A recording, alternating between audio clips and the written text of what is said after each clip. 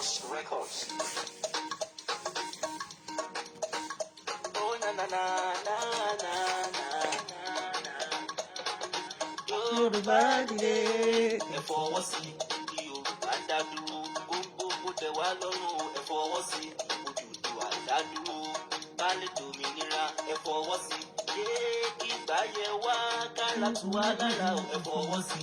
Agogo tó lè kókó kó lè tẹ̀rọ ẹ fọwọ́ sí. Oya àkókò lọ bá gbẹ́dúgbẹ́dú. Àwa la lọ́rọ̀ àwa la lówó. Ọmọ Odùduwà ẹ jẹ́ ká dìde. Ká dìde fúnlẹ̀ wa o. Ká dìde fọ́jọ́ làwọn ọmọ wa. Ọmọ ẹlẹ́ran tó dé nìkan. Ọmọ aláṣọ tí wọ́n wà kíkà. Ọmọ Yorùbá ẹ dìde o. Kájà fúnlẹ̀ wá. Kẹrù dòmìnira ẹ fọwọ́ sí. Kí Yorùbá dá dúró. Gbogbo tẹ́ wá lọ́rùn ẹ fọwọ́ sí. Odùduwà dá dúró. Ká lè dòmìnira ẹ fọwọ́ sí. Kí gbáyé wá kálá tù wá lára ò ẹ fọwọ́ sí. Agogo tó lè kókó kó lè tẹ̀rọ ẹ fọwọ́ sí. Ìtọ́mọdé bá tó lọ́kọ ó yẹ kó lọ́kọ ni. Tọ́mọdé bá tó ládàá ó yẹ kán fún ni o. This is time for us to learn. Yorùbá ládẹ máa sùn bá. Kájùmọ̀ pé ilẹ̀ wa ni. Kájùmọ̀ pé iṣẹ́ wa ni o. Ẹ jẹ́ ká dìde kájà fómìnira wa. Yorùbá ronú. Yorùbá ronú. Ẹ jẹ́ kájà fómìnira wa. Kíṣẹ́ lè wà fáwọn ọmọ wa. Gbogbo kó lè tẹ̀ wá lọ́rùn o. Ẹ fọwọ́ sí. Kí Yorùbá dá dúró. Gbogbo tẹ̀ wá lọ́rùn. Ẹ fọwọ́ sí. Odùduwà dá dúró. Ká lè dòmìnira ẹ fọwọ́ sí. Hey, welcome on board.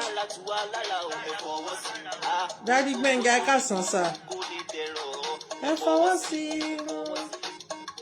Mo pe ẹ̀yin òòṣà ẹ̀ǹdè.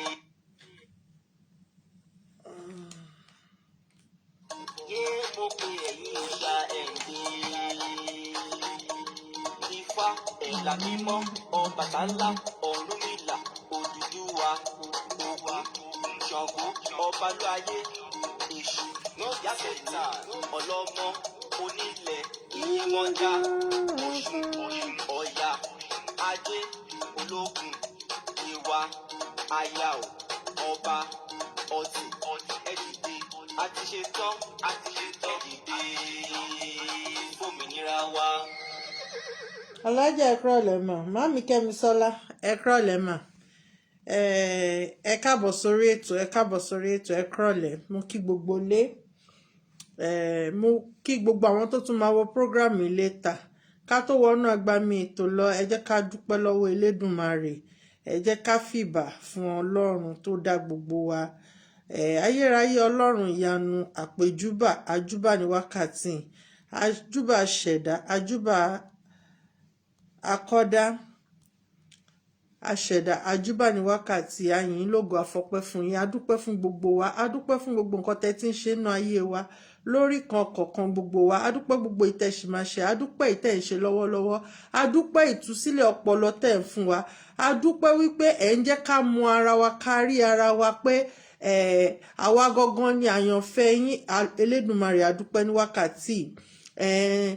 Àwa ń bẹ̀bẹ̀ fún ìdáríjì ẹ̀ṣẹ̀ wípé a kọ Elédùmarè sílẹ̀, à ń sin Ọlọ́run àjòjì, ẹ wá dáríjì wá. Ẹ̀ṣẹ̀ ní bàbá ní kọ̀kọ̀ lérò níṣẹ́, ẹ̀ṣẹ̀ àmọ́mọ̀dá yìí tá àmọ́mọ̀dá, ẹ wá dáríjì. Ẹ̀ṣẹ̀ tó dàbí ègún táwọn baba ńlá wa ti ṣẹ̀ tó dàbí ègún lé wa lórí, Elédùmarè ẹ wá dárí ẹ̀ṣẹ̀ wa jì wá. Àwa ń bẹ̀bẹ̀ fún ìdáríjì ẹ̀ṣẹ̀ ní wákàtí, ẹ dáríjì wá. Àwa fẹ́ dúpẹ́ lọ́wọ́ yín, a dúpẹ́ lọ́wọ́ yín Elédùmarè. A gbé yín ga ní wákàtí, a fọpẹ́ fún yín nítorí pé ẹ̀yin nìkan ni ọba tọ́pẹ́ yẹ, ẹ̀yin ní títí wá. Nítorí pé nínú àánú yín lẹ dá wa lénìyàn, ẹ dá wa lókúta, ẹ dá wa lẹ́ranko. Elédùmarè ìbà yín o, a ṣèbà fún yín, a fọpẹ́ fún yín. A wá dúpẹ́ fún yín fún gbogbo gbarúmọlẹ̀ tẹ́ fún wa nílẹ̀ káàárọ̀ òjíire. A ti mọ ọ̀tún, a ti mọ òsì ní wákàtí. A ti mọ wípé Elédùmarè ẹ dá wa àwọn ọmọ káàárọ̀ òjíire. Ẹ dá wa yàtọ̀, ẹ dá wa ní pé nítorí ìfẹ́ tẹ́ ní sí wa.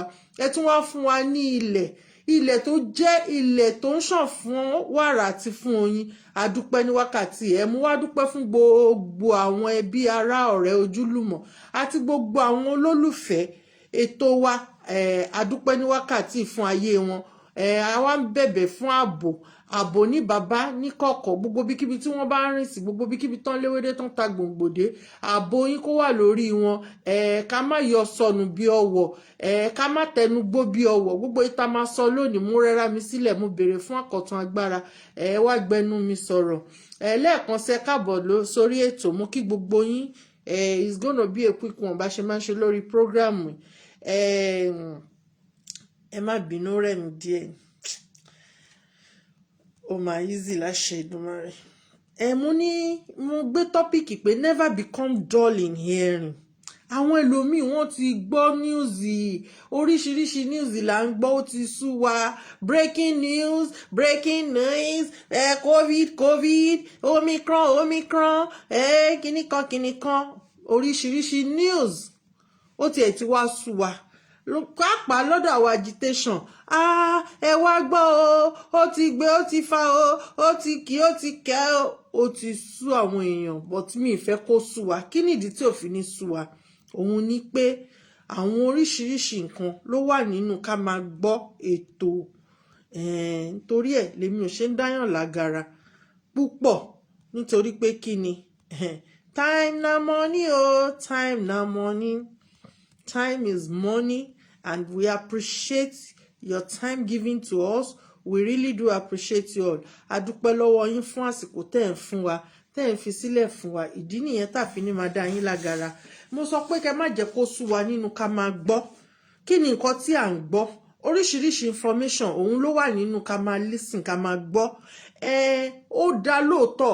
pé ká gbọ́ àmọ́ àwọn èyí tó jẹ́ pàtàkì fún wa àwọn èyí tó wúlò fún wa òun ló yẹ ká dì mú nínú tá bá ń gbọ́ èwo ni àṣàdànù ṣé bá ṣe ń gbọ́ ṣó ń yé wa àbí kò yé wa kí ni àwọn nǹkan tí ó ń yé wa kí ni nǹkan tí à ń gbọ́ Yorùbá nation ni o Yorùbá nation no stopping no going back no waiting Yorùbá nation now òun la fẹ́ máa gbọ́ kí ni ìdí ta fi gbọ́dọ̀ gbọ́ nítorí pé a fẹ́ jáde kúrò lóko ẹrú kí ni ìdí ta gbọ́dọ̀ ṣe jáde kúrò lóko ẹrú nítorí pé ọmọ aládé ni wá àwa kì í ṣe ọmọ ẹrú àdè kì í ṣe ìran ẹrú ìran aládé ni ìran káàárọ̀ àjíire ìdí nìyẹn ta ṣe máa gbọ́ nípa Yorùbá nation kí ni àwọn nǹkan ta fẹ́ máa gbọ́ nípa ẹ̀ àwọn àǹfààní tó wà níbẹ̀ àti ààbò tó péye ta máa rí nínú Yorùbá nation àwọn ìwòsàn tó péye ta máa rí nínú Yorùbá nation àwọn nǹkan mèremère tá máa rí nínú Yorùbá nation òun ni a ṣe gbọ́dọ̀ máa gbọ́ nípa Yorùbá nation mo ní ẹ má jẹ́ kó sú wa ẹ má jẹ́ kó rẹ̀ wá nítorí pé kí ni ó dàbí dádì kan ni wọ́n ní tó bá ń gbọ́ nǹkan kan náà lójoojúmọ́ ìgbà wo ni kò ní sú ẹ láti máa gbọ́ ó máa sú ẹ láti máa gbọ́ reason yẹn tí mo ṣe gbé tọ́pìkì yẹn wá ṣé bá a ṣe ń gbọ́ ṣé à ń dé kí ni àwọn nǹkan tá à ń mú ṣé bá a ṣe ń gbọ́ ṣáwa náà pass it around because kò ń ṣe pé káwa nìkan ká máa dá gbọ́ màámi ọmọlára sunshine mo rí yẹn káàbọ̀ dádì Thierry Aládé mo rí yẹn káàbọ̀ sísítà mi tó beautiful ẹ káàbọ̀ sórí ètò God bless you tá bá ṣe ń gbọ́ ẹ jẹ́ káwa náà ká máa pass it around ká máa sọ fáwọn èèyàn wa pé ẹ má jẹ́ kán dẹ́rù bà yín ẹ má jẹ́ kán já yín láyà á ti ṣàlàyé lọ́pọ̀lọpọ̀ wípé tí wọ́n bá gbé áńgẹ́lì pé kó dìde kó wá tò orílẹ̀-èdè Nàìjíríà ó ti fọ́ even in the realm of spirit nínú ẹ̀mí àwa tọ́lọ́n bá ṣí lójú ẹ̀mí a máa rí pé ìlú yẹn ó ti fọ́ kò ṣe odindi mọ́ kò ń ṣe odindi mọ́ so and àwọn nǹkan tá a bá ń gbọ́ ẹ jẹ́ ká máa jẹ́ kó jẹ́ àwọn nǹkan tó máa boost moral wa ẹ má bínú pé àwọn yẹn mi lè rí sọ ní Yorùbá àwọn nǹkan tó máa boost moral wa kò ń ṣe àwọn nǹkan tó máa jẹ́ ká wà depressed àbáwọn nǹkan tó máa jẹ́ kí ó máa wò pé kò lè ṣeé ṣe because a lot of program engineer Gbádébọ̀ ẹ káàbọ̀ sórí ètò brother ID ẹ kú gbogbo ìgbà God bless you thank you for joining us àwọn nǹkan míì wà tó pé wọ́n máa wò pé nǹkan báyìí náà tún wá sọ nǹkan tó gbé wá yìí kò ní jẹ́ kí Yorùbá nation has come to stay Ọlọ́run fúnra rẹ̀ Elédùmarè fúnra rẹ̀ gbogbo gbárùmọ̀lẹ̀ tó tẹ ilẹ̀ káàárọ̀ àjíire dó àwọn fúnra wọn ti dìde àwọn náà máa gba ilẹ̀ yẹn àwa kan dàbí ìríjú àti ìkọ́ni fún wọn, but àwọn ni wọ́n ní iṣẹ́ tó pọ̀ jù láti ṣe. Ìdí nìyẹn tí mo ṣe sọ fún wa wípé kẹ́ má jẹ́ kí ó ṣe kí ni kó sú wa láti máa gbọ́, and àwọn nǹkan tá a bá ń gbọ́, àwọn nǹkan tó máa boost moral wa ni, àwọn nǹkan tó lè jẹ́ kí tí ó lè fún wa ní àrídájú pé Yorùbá nation yìí ó máa wá sáyé, ó máa wá sí ìmúṣẹ. Ọlọ́run ti fòǹtẹ̀tẹ̀ nítorí pé kí ni gbogbo àṣírí tí wọ́n ti ń bò láti over how many years tí wọn ò lérò pé ó lè tú, gbogbo àṣírí yẹn ló ti tú síta. Gbogbo àwọn nǹkan tí wọ́n rò pé a ò lè mọ̀ in the next 10 years, gbogbo ẹ̀ láti mọ̀. Yorùbá nation has come to stay. Ó wá láti wá dúró ni. Nítorí pé even ńgbà míì tá bá bọ́ síta tá bá ń sọ̀rọ̀, àwọn nǹkan míì wà tá bá lọ gbọ́ àwọn ọ̀rọ̀ tá sọ, á wò pé ìgbà wo ni mo sọ, kí ni mo rò débẹ̀ tí mo fi sọ. Wọ́n ń gba ẹnu wa sọ̀rọ̀ ni. Àwọn gbárùmọ̀lẹ̀ máa ń gba ẹnu ọ̀pọ̀lọpọ̀ wa, wọ́n máa ń gbà sọ̀rọ̀. Àwa tá à ń fi tọkàntọkàn ṣe ni o. Kò ń ṣe pé ẹ mọ̀ pé mo sọ fún yín pé nípele ìpele ni. Àwa tá à ń fi tọkàntọkàn ṣe. Àwọn míì mo ti sọ ní pé ó ní reason tó gbé kálukú wá. Èmi sì mi ò wá jàfẹ́ ní kankan nítorí pé kò sí jàfòjò mọ́, jàforí ara ẹ ló kù. Mo wá jà fún ara mi, mo wá jà fún ẹbí mi, mo wá jà fún ìrandíran mi ni. Ìdí nìyẹn tí mo ṣe wà. Mo dé ti béèrè pé ṣé Nàìjíríà ó ti nà yín lẹ́gba rí? Ẹni tí Nàìjíríà bá nà lẹ́gba, ó máa dìde, ó máa jà takuntakun, á rí wípé kò sí èrè nínú ẹ̀. Àwọn nǹkan míì wà tó pé wọ́n máa bọ́sítà, wọ́n máa wá sọ, wọ́n á wò pé gúgúrú ni, tẹ́ bá ti fi há wọn lẹ́nu, wọ́n á máa run. Àwa kì í sọ lórí ètò yìí nítorí pé kí ni àwa náà mọ̀ pé gúgúrú ni, kò dẹ̀ ń ṣe nǹkan táwa fẹ́ rún. Ìdí nìyẹn tá a fi gbọ́dọ̀ jẹ́ kó sú wa. Kí ni ọ̀nà àbáyọ lórí ọ̀rọ̀ Yorùbá nation? Ìgbésẹ̀ wo la máa gbé? Ẹ jẹ́ kí gbogbo wa ká bẹ̀rẹ̀ láti wípé ká mọ̀ wípé ọmọ káàárọ̀ àjíire ni wá, ọmọlúwàbí ni wá. Ó dàbí dádì tó pè mí lọ́sàn-án, wọ́n ní láti wákàtí lọ kí má máa sọ wípé ọmọ Nàìjíríà ni. Mo ní mi sorry. Mo ní ìfúngàn ìgbà tí mo dé ìlú yìí, mo sọ fún wọn, mo ní ọmọ Yorùbá ni mí. Ìgbà yẹn tí mi ti mọ ìtumọ̀ Yorùbá, mo nígbà tí mo fẹ́ ṣe interview, mo ní Yorùbá ni mo fi ṣe interview. Bàbá yẹn ní good of you. Mo ní anywhere tí máa ń sọ, máa ní I am home and abroad Ìjẹ̀bú woman. Home and abroad Ìjẹ̀bú, and I'm proud to be one.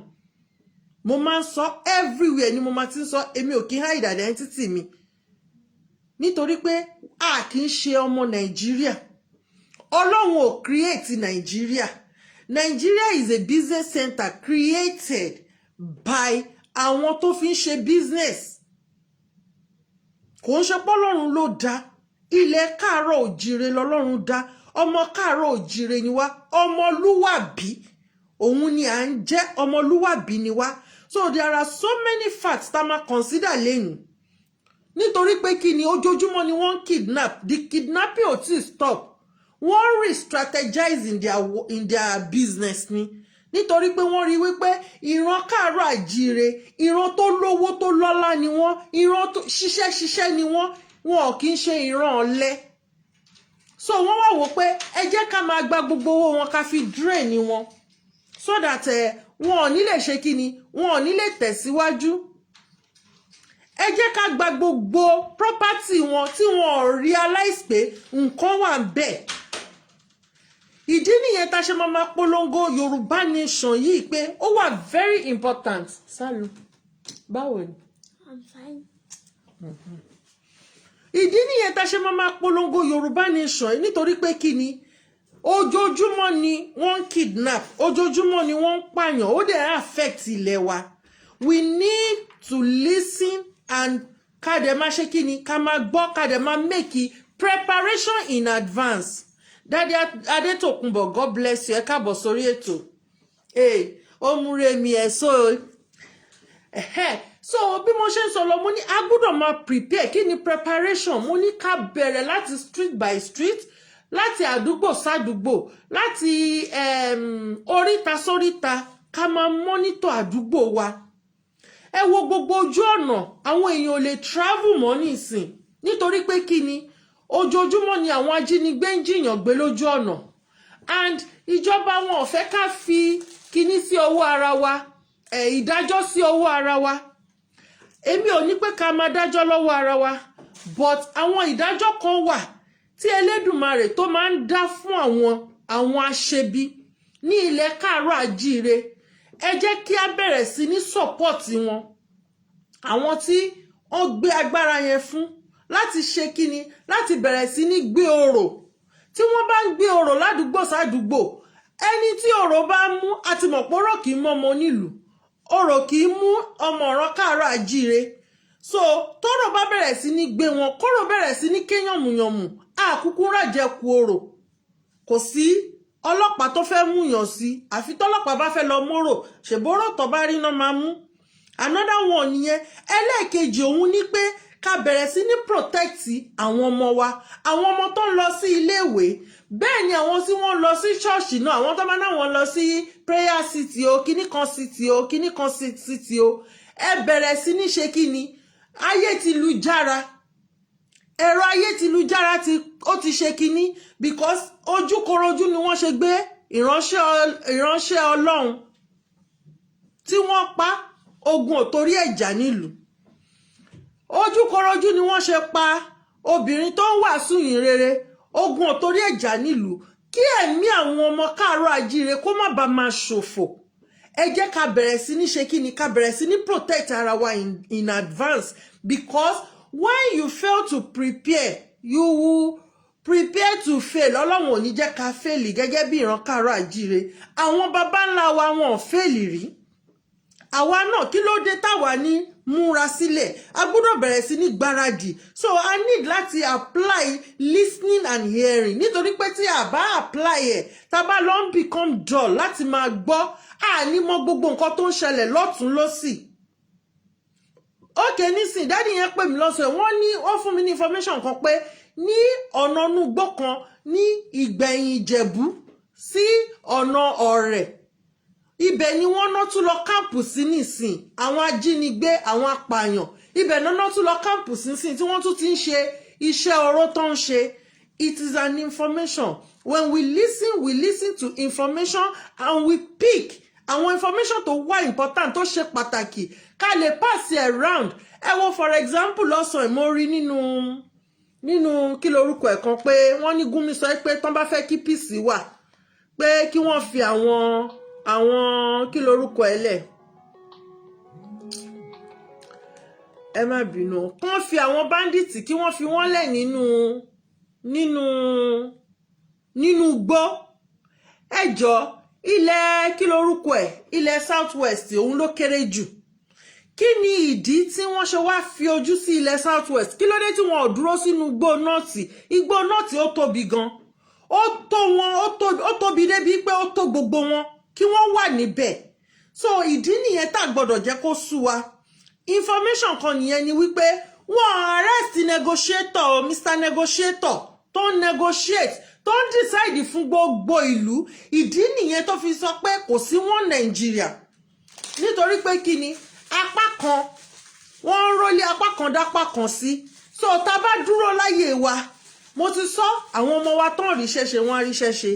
Wọ́n ò ní máa sá lọ lórí Mediterranean Sea kán lọ máa kú kú òjijì. Ìyẹn number 1. Number 2, èdè wa tó ti ń sọnù á padà á jẹ́ pàtàkì.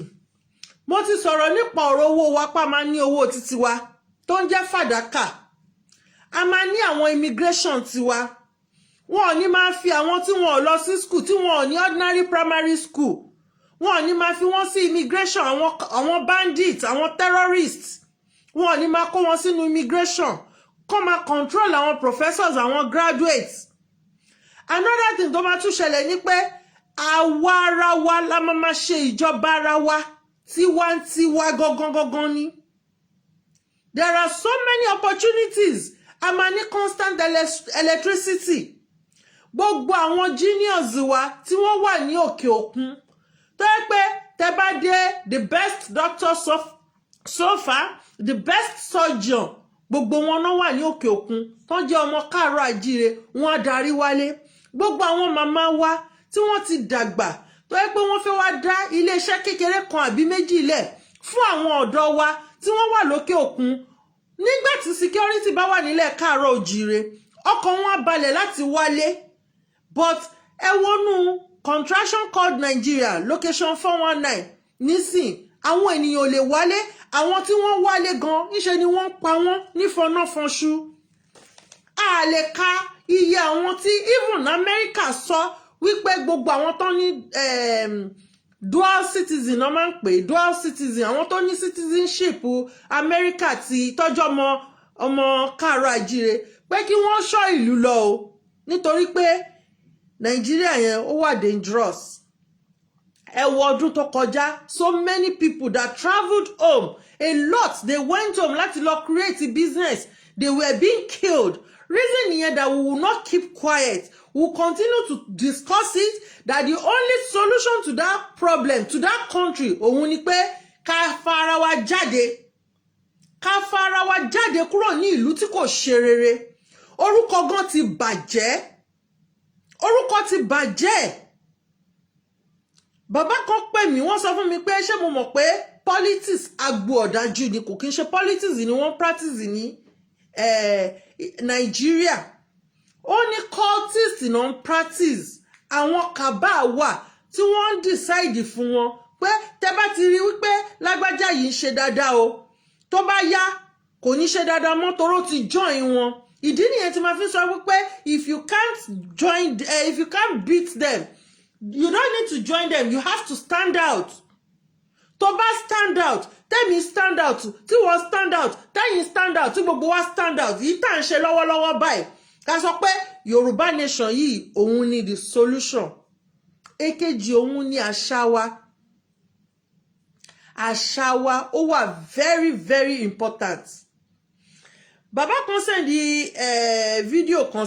video kan photo wípé ní Benin Republic wọ́n ní holiday fún ìṣẹ̀ṣe wa. Kí là ń pè ní ìṣẹ̀ṣe? Kí ni à ń pè ní ìṣẹ̀ṣe? Àwọn nǹkan tó jẹ́ titi wa ti ìbílẹ̀ wa. Mo sọ mo ní kò ń ṣe ní Áfríkà nìkan. Even nílùú tá wà yìí ní France tá wà yìí náà. Àwọn gan gbogbo nǹkan wọn ni wọ́n ń lò ńsìn. Gbogbo àwọn old kini wọn ni wọ́n ń lò bio. Wọn ò jẹ chemicalized food mọ́. Wọn ò lògùn tó wà chemicalized mọ́. Bio ni wọ́n ń lò. Reason nìyẹn tí mo ṣe sọ pé ẹ má jẹ́ kó sú wa láti gbọ́. Èèyàn tó bá ní information òun ló máa give out information. Àwọn tí wọn ò ní information wọn ò ní give out information. And when we want to listen, àwọn nǹkan tó lè ṣe àǹfààní fún wa, àwọn nǹkan tá máa rí ẹ̀kọ́ kan tàbí kejì mú bẹ̀, òun ni ká máa gbọ́. Torí ẹ̀ ló yẹ dàbí pé gbogbo fídíò tó bá ti circulate, I don't bring them on because it's a waste of time. Everybody ló ní, many of us ló wà lórí ẹ̀rọ ayélujára tá à ń rí information yẹn. Okay, nísìn lára àwọn olóṣèlú ayé àtijọ́ ìkànnù wọn ti kú, ta ni ò tí ì gbọ́? Àpọ̀ tá àti ìgbọ́. A kàn máa sọ lérèfé ni nítorí pé kò fa ìlọsíwájú fún ìrìn àjò Yorùbá nation. Àwọn nǹkan tó máa ń fa ìlọsíwájú fún ìrìn àjò Yorùbá nation, àwọn nǹkan yẹn ló wà very very important nsìn ká bẹ̀rẹ̀ sí ní mójútó. Gbogbo àwọn ọ̀dọ́ wa tẹ́rù ń bà ní ilẹ̀ káàárọ̀ òjìire bá ṣe máa strengthen ni wọn táyé máa encourage wọn pé ẹ má jẹ́ kẹ́rù bà yín. Gbogbo ohun tó ń fún látòkè sí yín, gbogbo iṣẹ́ tí wọ́n ń ṣe pé kẹ́ má lè béèrè ẹ̀tọ́ yín, gbogbo ẹ̀ ló ti ń bàjẹ́. Ẹ̀yin ẹ jẹ́ kí àyà yín kó kí kẹ́ béèrè ẹ̀tọ́ yín. Nítorí pé ẹ̀tọ́ yín ni. Your right, you have a right to live, right to freedom of life, freedom of speech, freedom of opinion. Gbogbo ẹ̀ ní ká bẹ̀rẹ̀ sí ní béèrè fún. We need to start encouraging all our youth. The same thing, bàbá mi ẹyẹ tán ẹkújọ́ mẹ́ta sà, ẹ káàbọ̀ sórí ètò.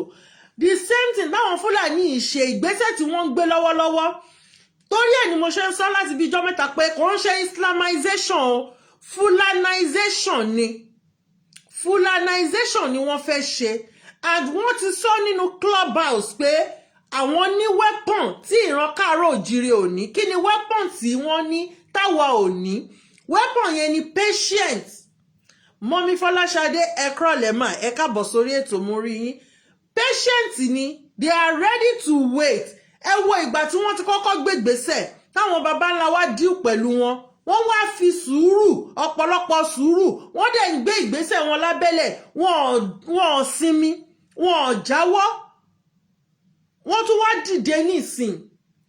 Ẹ má jẹ́ kí ká ṣe kí ni, ká dákẹ́, ẹ má jẹ́ ká wò ó níran, ẹ má jẹ́ kó sú wa nítorí pé kí ni wọ́n ti mi mọ́ báyẹn máa ń sọ, wọ́n ti ilẹ̀ káàárọ̀ òjìrè ó ti wà under siege. Ẹ má bínú, ẹ rí pé mi náà struggle pẹ̀lú Yorùbá yẹn, tíṣà mi ti sá lọ ni, wọ́n náà wọ́n busy pé àwọn ò ráyè ń bíṣẹ́.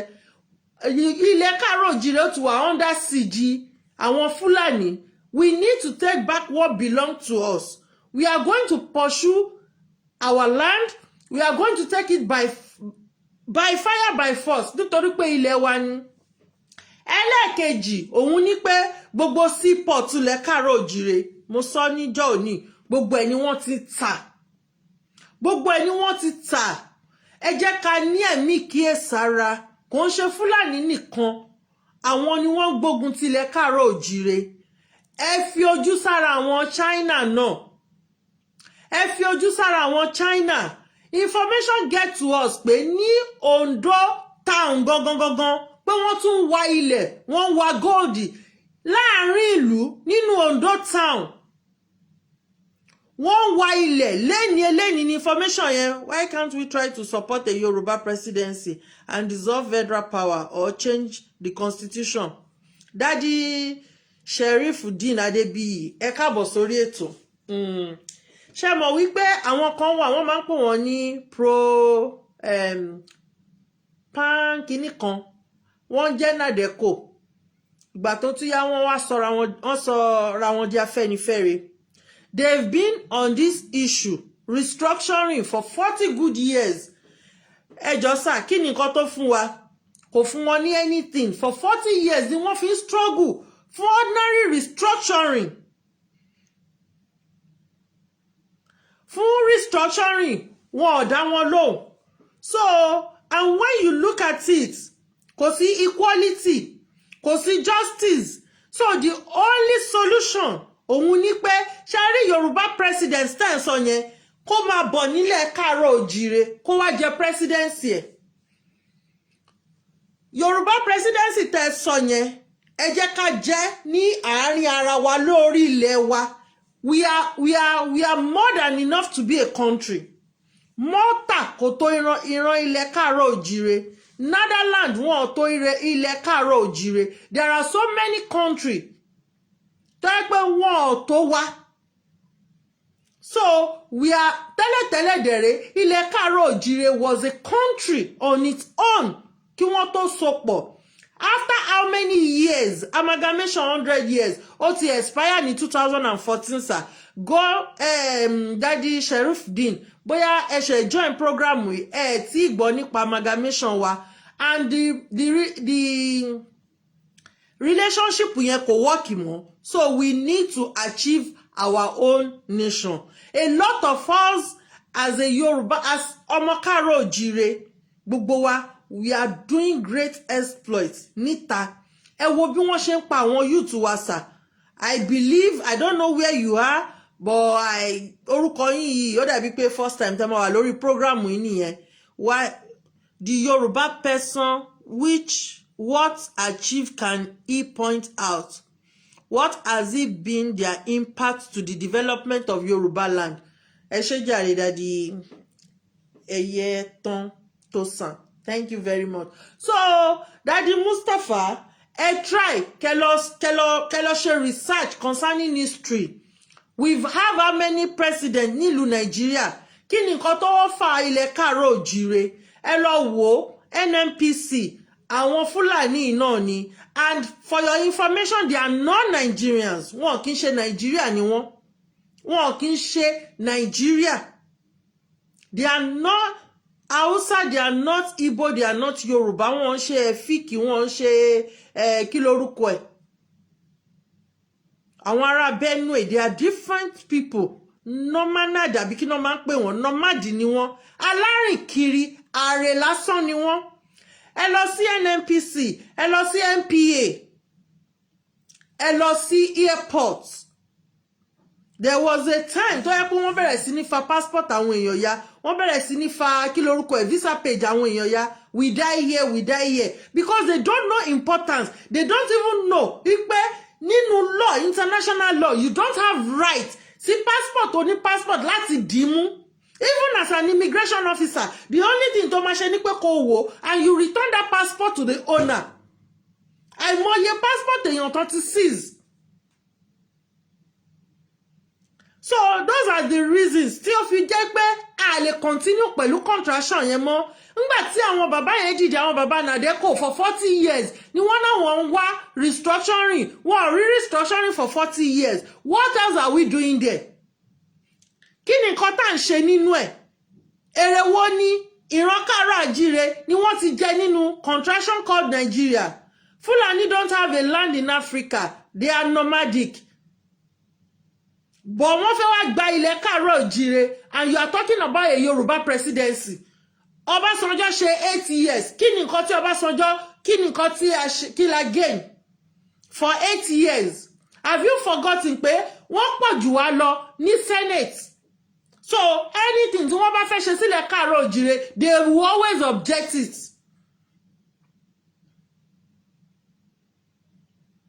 They will always object it. Nítorí pé wọ́n mọ̀ wípé Fulanization làwọn fẹ́ ṣe. Wọ́n dẹ̀ ti ń plan it for over more than 40 years. And this is an wọ́n ti rí pé this time is an opportunity for them láti achieve aims wọn. Àwa ìran Káàárọ̀-Oòjíire la máa wá dìde against wọn pé ẹ lè máa continue láti máa lo àwọn ọmọ wa against wa. Nítorí pé tá bá ní Yorùbá presidency, they will always control them. Ìran Káàárọ̀-Oòjíire tí wọ́n wà ní inú kí lorúkọ ẹ̀, they don't have control over themselves.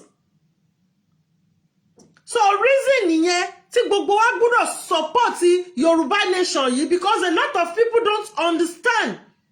They still don't understand. They still believe Yorùbá presidency. Tẹ́ bá lọ gbé áńgẹ́lì wá, number 1 constitution 1999 constitution kò ṣe anything fún ìran Káàárọ̀-Oòjíire, kò ṣe anything fún citizen. Ẹ kọ́kọ́ lọ study constitution yẹn sà. Tẹ́ bá study ẹ̀ kẹ́ wá sọ̀rọ̀ nípa any presidency tẹ́ fẹ́ sọ. But the solution to the problem at hand, nítorí pé kí ni tí wọ́n bá mú ìran Fúlàní tó kidnap tó pààyàn, wọ́n ní order from above, wọ́n máa release ẹ̀. Ẹ lọ sí gbogbo prison. Bẹ́ẹ̀ ni, even if state was not developed, ọ̀nà ọ̀tà kò ṣeé gbà, kò ṣeé rí.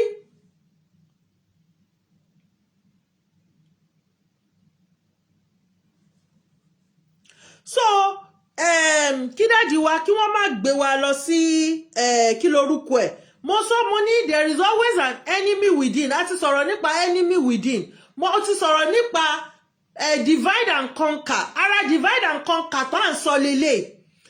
In as much as tí wọ́n bá ń sọ pé Yorùbá presidency, it is called divide and conquer. Wọ́n fẹ́ fi divide àwọn ọmọ Káàárọ̀-Oòjíire ni láti fi conquer wa.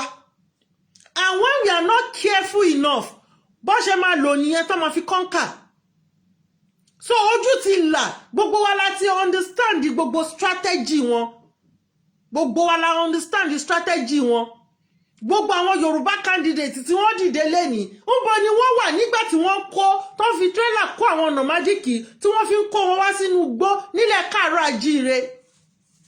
This is the reason why I said we should never become dull in hearing and listening, because a lot of people don't have information, and information is power. Tabani enough information, that is when we can fight for what belongs to us. That is when we can fight for our rights. Ní ayé àtijọ́, àwọn ọba, àwọn non take care gbogbo locality wọn. Nísìn, wọn in fact, kálukú ti taba try tiẹ̀ fúnran Fúlàní. Mo ti sọ̀rọ̀ nípa gold tí wọ́n ń wà káàkiri gbogbo ilẹ̀ Káàárọ̀-Oòjíire. UK wọ́n ní gold reserve. Italy wọ́n ní gold reserve. Kò sí gold nínú ìlú wọn. Angela lọ mú láìlọ́n mi kò gbèsè. Kò sí gold nínú ilẹ̀ wọn. France ní gold reserve, wọn ò ní gold nínú ilẹ̀ wọn. Ilẹ̀ Káàárọ̀ Àjíire tí wọ́n ti ń wa gold, a ní gold reserve ẹyọ kan. Àwọn ọmọ wa ò torí ẹ̀ ríṣẹ́. A lot of parents wọ́n struggle láti rán ọmọ lọ sí school ni pé kán lè jèrè ọmọ. Wọ́n ń pa àwọn ọmọ yẹn nífọ̀nàfọ̀ṣù. So many horrible things tí kò yẹ kó máa ṣẹlẹ̀, òun ló ń ṣẹlẹ̀. So these are the reasons that we fẹ́ our own nation, because òun nìkan ló lè solve it. And tabade apply listening and hearing. Ó máa jẹ́ ká wà prepared, because when we don't listen to what is going on around us, how can we prepare? How can we get prepared for what to come? Until tá bá bẹ̀rẹ̀ sí ní listening to àwọn nǹkan tó ń ṣẹlẹ̀ around wa, òun la máa wà prepared. Tí a bá listen, or tá bá ń jẹ́ kó sú wa, or tá bá wò pé wo tètè wo mi ní time, out of no time la mama ti wá time láti mama listen. Ẹ wo nǹkan tí Gúnmi sọ yẹn pé kàn fi àwọn bandits lẹ̀ nínú igbó. Wọ́n ní ni o, because mi ò rí news yẹn pé Buhari sọ pé open grazing yẹn náà lòun máa dúró lé lórí. Ó di méjì. Mo sọ mo ní they always have a way.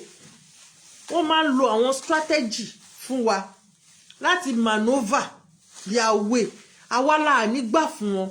Ó dá orí ilẹ̀ wo náà ti fẹ́ máa ṣe open grazing wọn. Ní ibi tójú làdé. And we can't go to Zamfara to mine gold. Bẹ́ẹ̀ ni, nígbà tó yẹ pé àwọn tá fi jẹ bàbá, wọ́n ti gba ṣòkòtò ń di wọn, wọ́n ti rorò sí wọn nídìí. Wọ́n wá mine gold nílẹ̀ Káàárọ̀ Àjíire, but títí wọ́n sọ pé federal government ló nílẹ̀.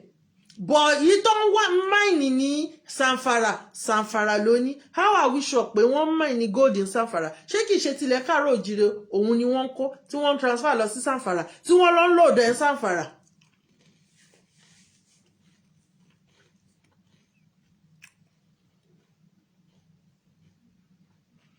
So reason nìyẹn tí mo ṣe gbé topic wá pé let us not become dull in hearing the facts, the news and the information tó lè ṣe gbogbo wa láǹfààní. And there are so many talker ni mo máa pè wá out there. Àwọn nǹkan tó lè fa ìrẹ̀wẹ̀sì ọkàn náà máa ń gbé wá. How I wish I would just encourage them today. Wípé àwọn nǹkan kan wà ó máa ń fa ìrẹ̀wẹ̀sì ọkàn fún àwọn ènìyàn wa in this struggle. Ẹ má máa jẹ́ ká máa wá sọ́mọ́.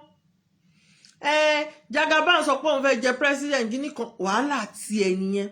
Ẹ má fún ní publicity. Don't make him important. Ọmọ Káàárọ̀ Àjíire, we are over 60 million, 90 million gan ni.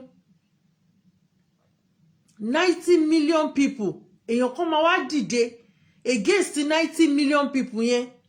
Bóyá fẹ́ ṣe bóyá fẹ́ rìn kò yé wa.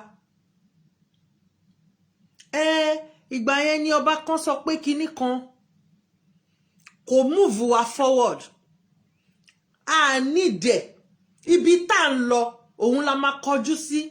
My daddy said something. Wọ́n ní tó bá ń lọ sọ́jà, tó bá ń wo ariwo ọjà, nǹkan tó fẹ́ lọ ṣe lọ́jà yẹn, you might not achieve it. Reason nìyẹn tó pé a gbọ́dọ̀ wo ariwo ọjà ní ìsìn. A gbọ́dọ̀ concentrate sí ọjà tá ń lọ. Nǹkan tá fẹ́ lọ mú lọ́jà yẹn, òun ni kẹ́ jẹ́ ká dojúkọ, òun ni kẹ́ jẹ́ ká gbé ìgbésẹ̀ lé lórí. Bẹ́ẹ̀ ni bàbá mi Tọ́lá, mo rí ẹ. It's now or never. Ìyà ti pọ̀ jù. People are suffering. People are dying. Àwọn èèyàn, they cannot afford feeding. Mo ti sọ story lady tó yẹ pé banker ni. Kò meet up target, wọ́n sàkẹ́. Ọkọ ẹ̀ bàtà ló ń tà lóṣòdì, ṣọ́ọ̀bù ẹ̀ jóná. That lady died of hunger. Àwòrọ́kọ ló pa.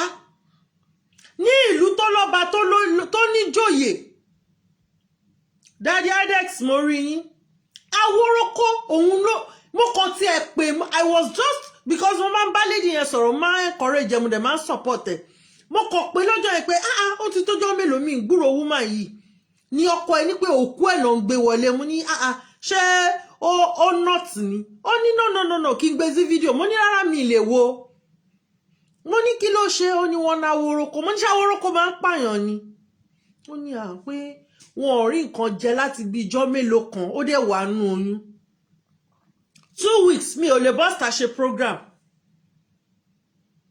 mi ò lè bọ́ síta because I was just cold pé Aworoko kẹ̀ mo rántí ìgbà tá a kéré a máa bu gàrí ẹnu ọ̀nà ní àpò gàrí àtàpò ráìsì wà tá a máa bù fáwọn èèyàn a dẹ̀ rí pé àwọn politician ẹlòmíì kó mọ́tò 27 jọ ẹlòmíì ó di owó wọn ru owó báyìí jọ sínú ilé ni wọn ò ná owó yẹn nísìnyí wọ́n ti bẹ̀rẹ̀ campaign wọn ẹ jẹ́ káwa náà ká bẹ̀rẹ̀ sí ní campaign Yorùbá nation wa ó wà very important ìsìn ni kò gbúdọ̀ sú wa ìsìn ló yẹ ká dìde ká bẹ̀rẹ̀ sí ní encourage àwọn èèyàn ká empower àwọn youth wa gbogbo àwọn ladies tó wà ń ta ẹ jẹ́ ká empower àwọn kó bẹ̀rẹ̀ sí ní máa ṣe awareness Yorùbá nation all we want is our nation all we want is our nation Nigeria cannot and will not nítorí pé ó ti fall in the realm of the spirit tán bá náà fẹ́ fún yín ní wọ́n fẹ́ fún Southwest ní presidency ẹ̀tàn ní gbogbo ẹ̀ ṣáwọn ready láti kú òǹbẹ̀ empty promises ni wọ́n give they've been giving all these empty promises gbogbo manifesto wọn tí wọ́n ń sọ kí ni nǹkan tí wọ́n ṣe lórí ẹ̀ àárín nǹkan gidi kan tí wọ́n ṣe lórí ẹ̀ wọn ò ṣe anything tangible lórí manifesto tí wọ́n ń kọ. They will sit down in one room. They will share all the money that belongs to 60 million people. Àwọn ọmọ tí wọ́n gbogbo wọn náà kàwé labroad. Double nationality náà ní. Double nationality náà ní. Many of them tẹ́ bá rí life tí wọ́n live. Ẹnìkan wà tó yẹ pé mo forúkọ bò láṣìírí. Amẹ́ríkà lọmọ ẹ lọ. Ibẹ̀ ló ti dàgbà. Kò lọ sí school for one day. He can't mi lè sọ bóyá ní ilé kàwé ó lè kọ́. But gbogbo owó tí wọ́n jí tí wọ́n run lé lórí at the end of the day kí ló bọ́ sí waste ni.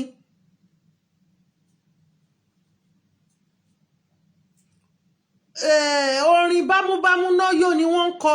Wọn ò mọ̀ pé bí ọmọ ẹnìkọ̀ọ̀kan àsìkò ti tó káwa náà ká ṣe kí ni ká gba nation wa. Òun nìkan ni the only survivor fún ìran Káàárọ̀ Oòjíire láti jẹ́ kí orúkọ wa kó rò wá. Iṣẹ́ wà fún wa, iṣẹ́ yẹn dẹ̀ ti bẹ̀rẹ̀ báyìí. Káwa náà bẹ̀rẹ̀ campaign wa. We don't want any politician. We don't want any politician. Virus ni wọ́n nínú ayé gbogbo ọmọ Káàárọ̀ Oòjíire. How can you be a senator tó wà l'Abuja? You don't know what is going on in your constituency. You are a representative. Kí ló ń represent? Nígbà táwọn ará àdúgbò tí wọn ò nómi, wọn ò níná, wọn ò níṣẹ́.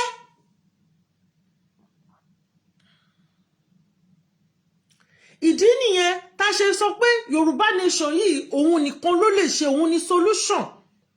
In as much as I will continue to use this word to encourage all of us. Àtèmi fúnra mi gan. In as much as tí Barbados tó bá lè stand as a country tí wọ́n gba country wọn, Yorùbá nation will come and stand. Gbogbo èèyàn tó bá sọ pé kò ní dúró kò ní ṣeé ṣe. Ọlọ́run á bá wa fẹ̀mí wọn ṣe ètùtù ra padà fúnlẹ̀ Káàárọ̀ Oòjíire. Nítorí pé kí ni ilẹ̀ yẹn ẹ̀jẹ̀ àwọn aláìṣẹ̀ ó ń sunkún fún ẹ̀san. Ojú gbogbo wa ló ṣe 2020 October. A lot of graduates, a lot of ògo glory were lost. Wọ́n pa wọ́n ní fọnáfọnṣu. Kí ni wọ́n rí ṣe sí? Ẹni tẹ́ ń sọ́nsìn pé ó fẹ́ wá contest fún presidency. Òun ló bọ́ síta tó sọ wípé káwọn parents wọn jáde nǹkan táwọn ọmọ wọn lọ ṣe ń bẹ̀ wọ́n máa wá sọ. mọ̀ kó pàṣẹ mẹ́sẹ̀jì nìyẹn àwa wí tán àwọn kan sọ pé wọn ò rí fámílì àwọn táwọn ọmọ wọn kú ẹjọ́ ṣé káwọn fámílì wọn jáde kẹtù lọ dà wọ́n sẹ́wọ̀n ṣé káwọn fámílì wọn jáde kẹtù lọ pa wọ́n ṣé irú èèyàn bẹ́ẹ̀ yẹn tó yẹ pé ẹ̀mí àwọn over 100 tó kù yẹn kò tá lára kò dùn òun lè tún fẹ́ gbé síbẹ̀ kò ní pa gbogbo ọmọ Yorùbá run wọ́n ta gbogbo property ilẹ̀ Káàárọ̀ Oòjíire ṣé irú èèyàn bẹ́ẹ̀ yẹn òun ni ẹ máa gbé sí presidency tí kò ní ta gbogbo Káàárọ̀ Oòjíire gbogbo wa kàn ní táwa fẹ́ sóko ẹrú tán gbogbo sí airport wa gbogbo ẹ̀ ni wọ́n ti ta o gbogbo ẹ̀ ni wọ́n ti ta I have the list of the companies tó ra gbogbo ẹ̀ mo béèrè lọ́wọ́ èèyàn ọmọ Káàárọ̀ Oòjíire ṣé wọ́n máa ń kọ́ refinery wọ́n máa ń kọ́ sáàrin ìlú ẹjọ́ ṣé wọ́n ronú nípa pollution air pollution òun náà fẹ́ fi pa gbogbo àwọn ọmọ Káàárọ̀ Oòjíire because tí refinery yẹn bá bẹ̀rẹ̀ sí ní function sí there will be air pollution excuse me tàbádẹ̀ tí ní air pollution àwọn èèyàn máa bẹ̀rẹ̀ sí ní kí lorúkọ ẹ̀ ní tàbá ní pé okay wọ́n sọ pé wọ́n Nigeria kò sí wọ́n Nigerian from the onset I have evidences I am a living witness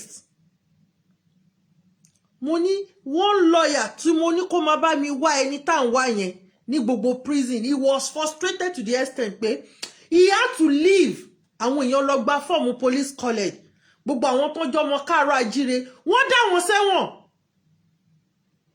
thank God wípé àwọn tó jọ ọmọ Haúsá náà wọ́n kó wọn sẹ́wọ̀n it was mo ti gbàgbé orúkọ máa yẹn tó fight for them eléyìí ò ṣe cook story bọ̀ àwọn ọmọ kò níran báyẹn máa ń pè wọ́n ní ọmọ kò níran ọmọ kò léníyàn ta ló fẹ́ jà fún wọn ìdí nìyẹn tí gbogbo wa bàbá mi mo rí yẹn káàbọ̀ sórí ètò ìdí nìyẹn tí gbogbo wa we need to come together we need to start propagating Yorùbá nation ká dẹ̀ bẹ̀rẹ̀ sí ní prepare nítorí pé when we listen when we are hearing àwọn nǹkan tó ń ṣẹlẹ̀ lọ́wọ́lọ́wọ́ tá bẹ̀rẹ̀ sí ní sọ fáwọn èèyàn wa pé ayé ti lu jára ẹ ń lọ sí kí lorúkọ ẹ̀ mo lọ Holy City Holy kinní kan ẹ jókòó sínú ilé yín kẹ́ máa wo online gbogbo àdúgbò yín ẹ mọ gbogbo àwọn tó ń wọlé tó ń jáde they are there now to gather information láti mọ gbogbo ọ̀nà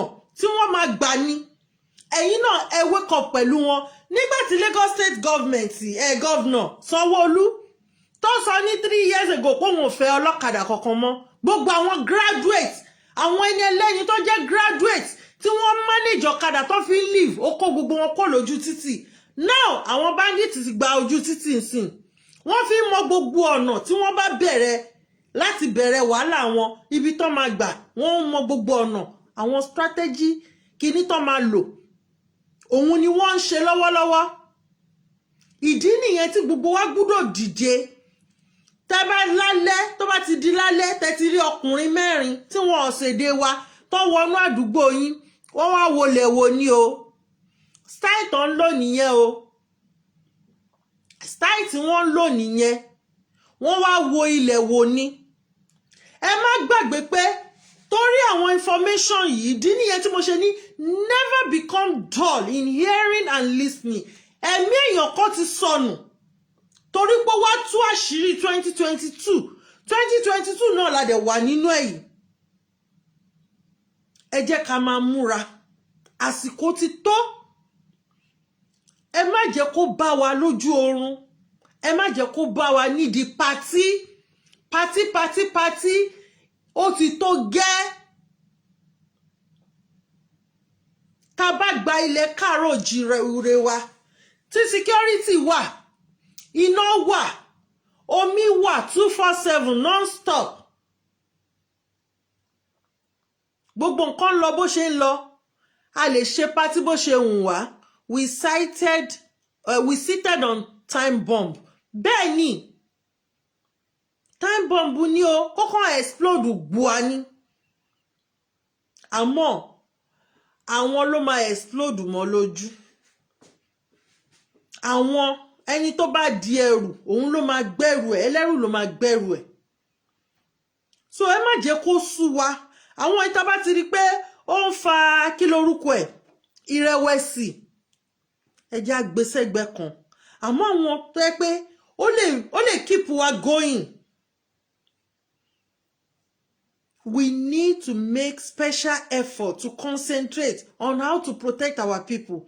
Protection of àwọn èèyàn wa òun ó ṣe kókó ó ṣe pàtàkì. Ẹ̀mí àwọn ènìyàn wa ó wà very very important. Ẹ̀mí wọn ó ṣe kókó nítorí pé kí ni àwa ní ìmọ́lẹ̀ ògo adúláwọ̀. Ẹ wá tá bá ń follow gbogbo what is going on nísìn tá ń listen here and there ẹ máa rí wípé gbogbo ilẹ̀ ògo adúláwọ̀ náà ti dìde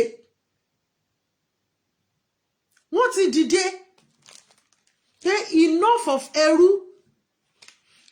báwo ni torí pé ẹ̀yin lẹ colonize wa gbogbo owó wa ọwọ́ inú báǹkì yín ló wà ẹ̀yin lẹ ń bá wa tọ́jú ẹ̀ tá bá nídìí owó a tún máa wá yá owó lọ́wọ́ yín ni a dẹ̀ lówó lọ́wọ́ yín tá bá wá yá owó lọ́wọ́ yín yẹn a tún máa san 25% owó tá yá a tún máa san lórí owó wa ẹ jẹ́ kí gbogbo wa ká understand nǹkan tó ń ṣẹlẹ̀ ṣó yẹ kí ẹ wo gbèsè tí Nàìjíríà ti jẹ ṣó yẹ kí àwọn people kan tún máa yá wọn lówó lọ kò sí nǹkan tán tí fi yáwó tán o gbogbo ilẹ̀ káàárọ̀ òjíire náà ti fi yáwó o gbogbo pọ́ọ̀tù gbogbo sípọ̀tù ilẹ̀ káàárọ̀ òjíire náà fi yáwó o for now the only western governor we have is Akeredolu ó ń gbìyànjú ìdí nìyẹn tá ṣe ń pariwo ẹ má jẹran màálù mọ́ wọ́n ń ṣe nǹkan sára ẹran yẹn even gan from a reliable source wọ́n ń sọ odindi èèyàn dẹran àwọn tẹ́ fi pé wọ́n fẹ́ wá islamize wọ́n ń sọ èèyàn di ẹran go and do your research ẹ lọ gba information from reliable people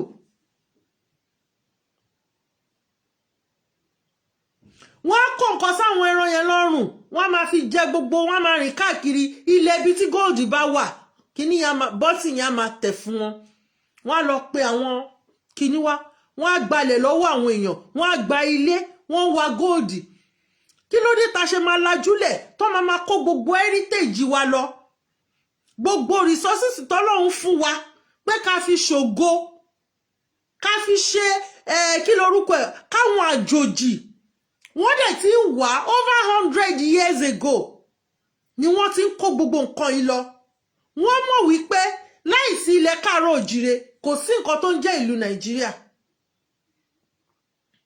kí ló dé tí ìran méjì sọ pé àwọn fẹ́ lọ build ara wọn ìran àtọ̀húnrìn wá náà wá ń jẹ gàba lé wa lórí pé a ní lè lọ ìdí nìyẹn tá a gbọ́dọ̀ dákẹ́ ìdí nìyẹn tá a gbọ́dọ̀ máa empower àwọn ọmọ yẹn pé ẹ dìde o ẹ lọ ṣe understand ṣe mọ reason àwọn bàbá kan ti dìde for 40 years wọ́n ti darúgbó wọ́n ti ń kú lọ́gán náà fi ń béèrè pé ẹ jẹ́ restructure ìlú ẹ jẹ́ kí nǹkan tó jẹ́ tiwa tí wọ́n sọ pé láyé o kò sí nǹkan tó jọ ẹ wá jẹ́ ká gba nǹkan wa ní ìsìn ṣùgbọ́n ní ẹ jẹ́ àpín dáadáa ni ẹ jẹ́ ká gba nǹkan wa òun ló máa ṣe àǹfààní fún èmi àti yín òun ló máa ṣe àǹfààní fún àwọn ọjọ́ ọ̀la òun ni àwọn ọmọ wa ò fi ní dẹrú mọ́ òun ni kò ní pọn dandan káwọn ọmọ wa lọ fẹ́ Fúlàní kó tó lè ríṣẹ́ ṣe nítorí pé tó bá máa fi tá bá lajú wálẹ̀ tá bá gbé ìgbésẹ̀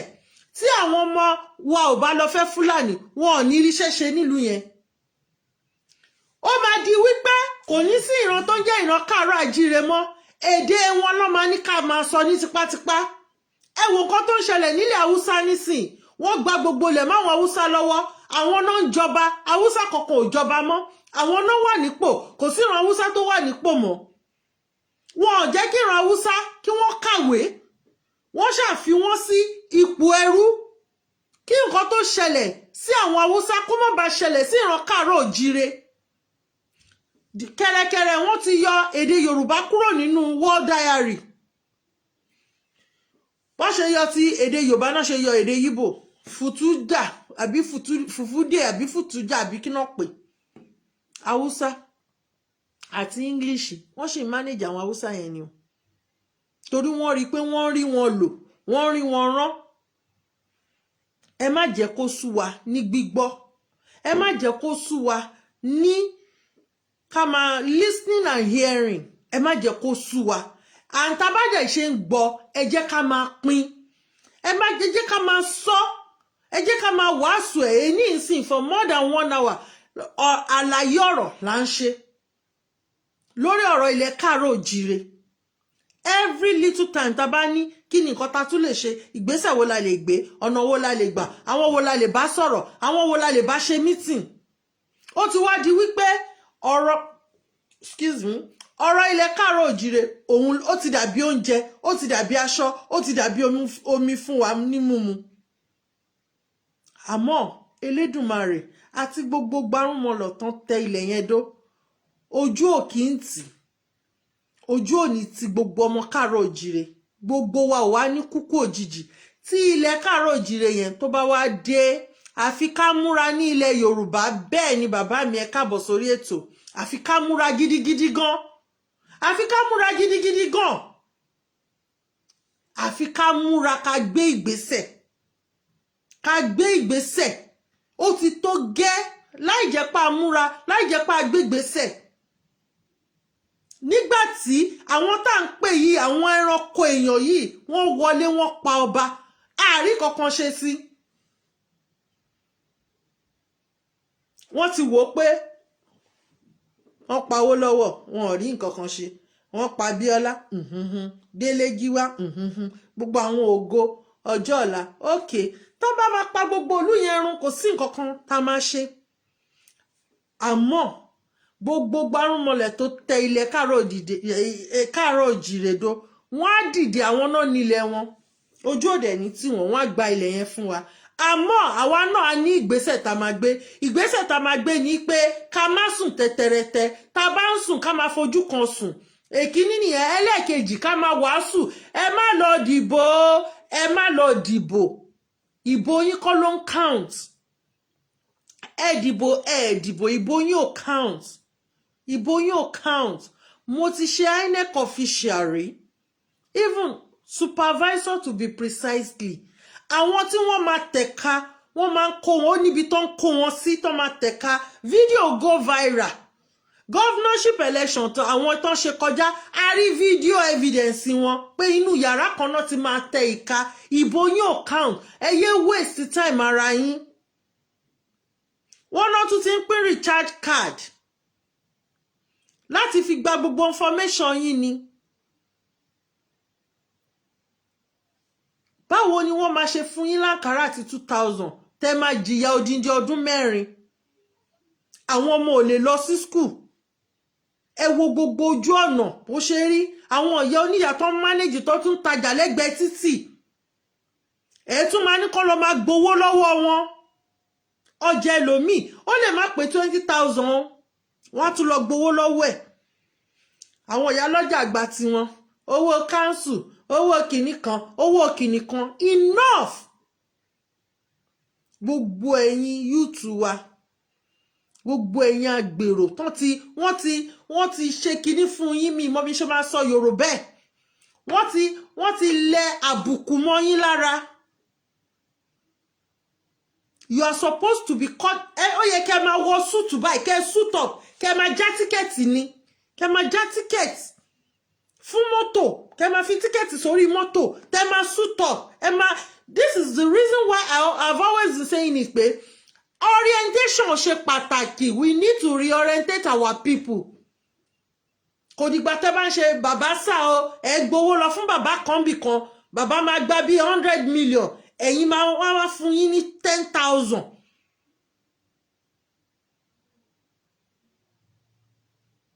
wọ́n wá gbé 10,000 lẹ́yìn lọ́wọ́.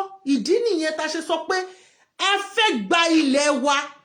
A lè orientate àwọn èèyàn wa pé bí ilé ayé ṣe rí lélẹ̀, bí wọ́n ṣe ń ṣe lélẹ̀. Àwọn driver nílùú mi wọ́n máa wọ súùtù ni wọ́n respect wọn. Nínú ìlú yìí ordinary cleaner ó gbọ́dọ̀ ṣe course cleaning job. Wọ́n máa respect wọn. Ẹ wò gbà tí COVID yẹn tó pọ̀ gan. Ìlú yìí gọ́ọ̀mẹ̀ntì ìlú yìí wọ́n fún wọn ní extra money torí pé kí ni non-stop níṣẹ́ wọn. Gbogbo àwọn èèyàn wà lé wọ́n lọ síbi iṣẹ́ nítorí pé wọ́n ṣe iṣẹ́ cleaning. Ìyẹn ò mí pé wọ́n ò ṣe èèyàn pàtàkì ni wọ́n.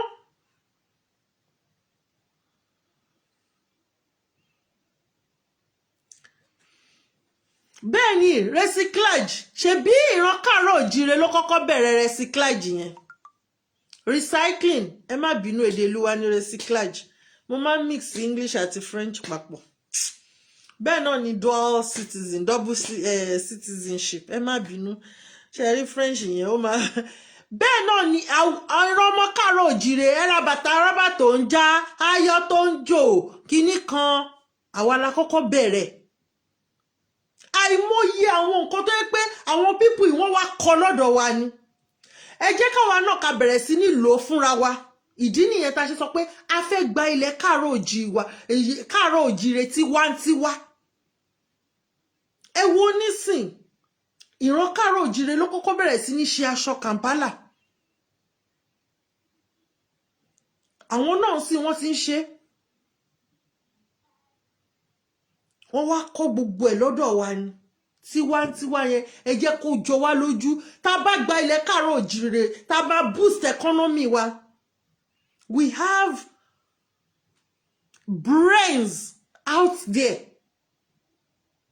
Àwọn tó ní ọpọlọ gidi. Tó yẹ pé wọ́n wà oriented. A nídìí láti lọ wá wọn. Gbogbo expatriate wa ọmọ Káàárọ̀ Oòjíire Káàárọ̀ Oòjíire bí àwọn ni expatriate wa. A nídìí láti mọ lọ́mọ wá expatriate ń ta. I have 2 engineers tó yẹ pé wọ́n sọ pé tó bá gba ilẹ̀ Yorùbá lẹ́ni òun á train ni òun lè train ní 500 people. Máa yẹn wà ní Europe country kan. If Lagos drivers begin to wear suit, Agbere would use their tie to kill them. Reason nìyẹn tá bá ti gbalẹ̀ Káàárọ̀ Oòjíire tá ti orientate wọn. Wọn ò need ẹ̀. Tó yẹ pé láàrin kóṣù tó parí báyìí date normal date salary máa wọlé gbàùn. Salary kálukú ti wọlé. Ẹ need láti lọ máa gbáyàn lójú kẹ́ tó gbowó. Ẹ need láti gbé ìbọn. Ìwọ tó yẹ pé o tí rí iṣẹ́ o dẹ̀ kọ́ṣẹ́. O ti ní iye tó máa gbà lóṣù. Gbogbo àwọn tó lọ sí school o ti ní iye tó máa gbà lóṣù.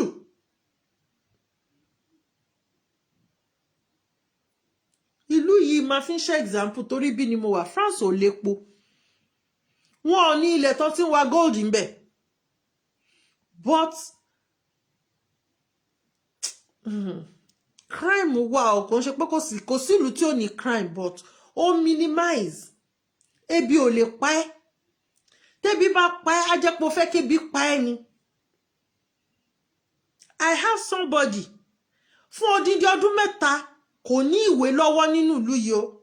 Kò ní residential permit whatsoever. Ó gbélé ọ̀fẹ́. Ó dẹ̀ ń gba owó monthly allowance fún odidi ọdún mẹ́ta. Kò dẹ̀ kí n ṣe bí nìkan náà ti ń ṣe irú ẹ̀. So nǹkan tá lè ṣe ní ilẹ̀ Káàárọ̀ Oòjíire ni we have the resources.